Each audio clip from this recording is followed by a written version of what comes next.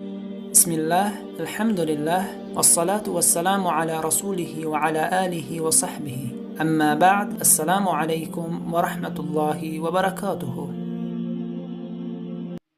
پیش از آفرینش انسان خداوند مخلوقی را با نام جن آفریده بود. جنها قومی بودند که در روی زمین فساد می‌کردند و خونریزی های زیادی را به انجام می‌رسانیدند، تا اینکه ملائک برای عذاب آنها آمدند و بعضی از آنها را حبس کردند و بعضی اشان را به سوی بحرها راندند. بعد آفرینش جنها خداوند خواست که مخلوق جدیدی را خلق کند. و یاد کن چون پروردگار تو به فرشتگان گفت من جانشین در روی زمین می آفرینم.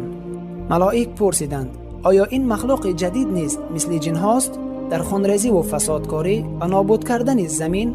گفتند آیا در زمین کسی را می آفرینی که در وی تباهی و خونریزی می کند؟ حال آن که ما با حمد تو را به پاکی یاد می کنیم و تو را مقدس می داریم. خدایا اگر تو می خواهی مخلوقی را خلق کنی که او تو را عبادت کند، پس ما تو را عبادت می کنیم. چه لازم است آفریدن مخلوقی که عملهای انجام داده جنها را تکرار کند؟ خداوند به آنها چنین گفت همانا من آن چی را می دانم که شما نمی دانید. ملائک نمی دانستند که خداوند از این قوم جدید پیامبران و شهیدان، راستگویان و پرهیزگاران و محبوبان خودش را می آفرد. هنگامی که خداوند خواست آدم را بیافرد و فرشتگان امر کرد تا از هر گوشه زمین خاکی را بگیرند. همه این خاک ها آمیخته شدند، بعضی اش سیاه، بعضی اش سفید، بعضی دیگر سرخ و زرد بود. از همین سبب رنگ و طبیعت انسان نیز گوناگون است. آدمان سیاه و سفید، زرد و سرخ، آدمان سنگدل و بد و آدمان خوب و نرم دل. آدم در روز جمعه از خاک آفریده شد. بعد از آن خاک را با آب آمیختند، لای گشت و مدت در این حالت بود. از سبب زیاد ایستادنش خشک شد، بویش هم تغییر کرد و هموار گشت. خداوند میگوید و به درستی که آدمی را از خلاصه گل آفریدیم. این زمینی که در بالایش راه می رویم اصل آفرینش انسان می باشد. خداوند گفته است و یاد کن چون پروردگاری تو به فرشتگان گفت همانا من آدمی را آفریدنی ام، از گل خشک، از لای سیاهی بوی گرفته. این بود پیدایش انسان.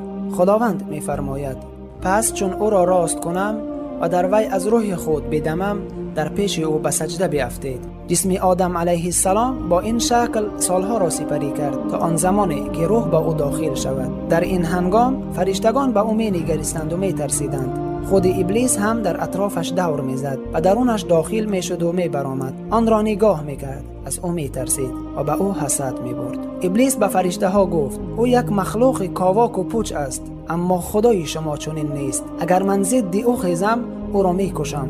ابلیس از حد خود گذشت و فرشتگان او را مراقب بودند. خداوند به فرشتگان امر کرد وقتی که من به جسم آدم علیه السلام روح را دمیدم و او سجده کنید. اکنون وقت دمیدن روح فرا رسید. لحظه های بزرگ شروع شد، تاریخی نوی برای بشریت. لحظه های دمیدن روح. همه انتظار این رویداد بزرگ بودند. روح یعنی جان در بدن آدم علیه السلام به حرکت کردن آغاز نمود. چشمانش را گشاد، به راست و چپ می نگریست. او چی را دید؟ بهشت را با ناز و نعمتش. چون روح در بینی آدم علیه السلام رسید، عطسه زد. فرشتگان با او گفتند بگو الحمدلله. او گفت الحمدلله. خداوند با او گفت یرحمک ربک. سپس روح به شکمش رسید. او میل خوردن از نعمتهای بهشت را کرد، ولی روح تا حال به پایهایش نرسیده بود. او چرا شتاب کرد؟ چون که آدمی از شتاب آفریده شد. هنگامی که روح تمام جسم آدم علیه السلام را فرا گرفت، او به راه گشتن آغاز نمود.